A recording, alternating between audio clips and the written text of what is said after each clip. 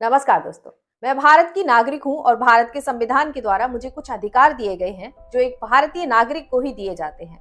वह किसी अवैध प्रवासी या विदेशी नागरिक को नहीं दिए जाते जब तक वह भारत का नागरिक ना हो जाए। भारत का नागरिक होने के लिए भारतीय सरकार ने 2 क्राइटेरिया मोटामोटी तौर पर फिक्स किए हैं, किंतु समय समय पर संशोधन या बदलाव होते रहते हैं। किंतु मोटामोटी वो 2 क्राइटेरिया क्या है, सबसे पहले हम उसके बारे में बात करते हैं।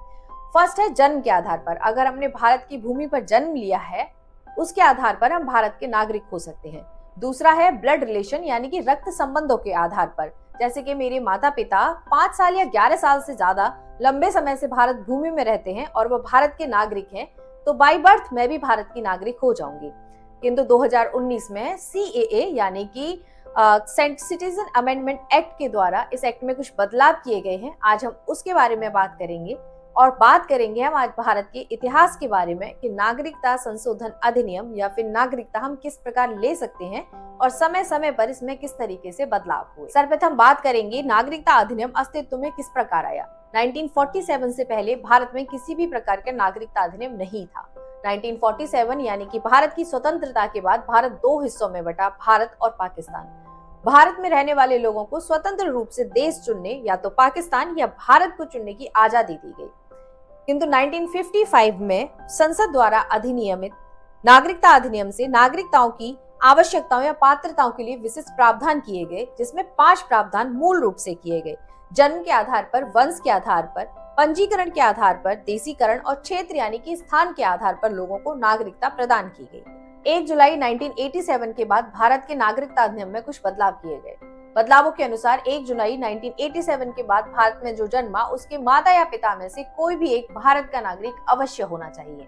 नागरिकता अधिनियम में बदलाव 3 दिसंबर 2004 या उसके बाद जन्म लेने वाले बच्चे माता पिता दोनों भारत के नागरिक हों और दोनों में कोई अवैध प्रवासी नहीं होना चाहिए।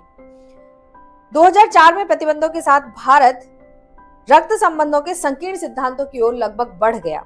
यह दर्शाता है कि कोई भी अवैध प्रवासी देशीकरण, पंजीकरण या नागरिकता के आधार पर दावा नहीं कर सकता, भले ही वह 7 साल या भारत में उससे ज्यादा वक्त से लंबा क्यों न रह रहा हो। 2004 के पश्चात 2019 में नागरिकता अधिनियम में फिर संशोधन किया गया, जिसे CAA कहा गया, सिटीजनशिप अमेंडमेंट बिल, जिसमें 3 देश और 6 समुदायों को शामिल किया गया। 3 देश पाकिस्तान, अफगानिस्तान और बांग्लादेश। 6 समुदाय जिसमें हिंदू, पारसी, सिख, ईसाई और जैनों को रखा गया।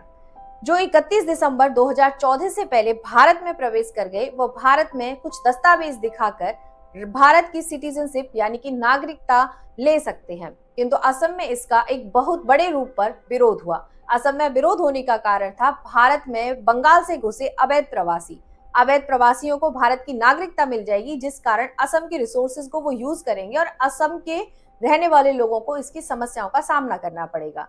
दिल्ली में इसका विरोध लंबे समय तक हुआ। शाहीन बाग में विरोध मुस्लिमों ने किया, क्योंकि जो मुस्लिम भारत में अवैध रूप से पिछले 11-12 सालों से रह रहे हैं, जिनके पास कोई मुख्य दस्तावेज नहीं है, उन्हें इस बिल से मुसीबतों का सामना करना पड़ सकता है। आपको ये जानकारी कैसी लगी, इंफॉर्मेटिव लगी हो तो मुझे कमेंट जरूर करें, लाइक एंड शेयर, सब्सक्राइब करें। धन्यवाद।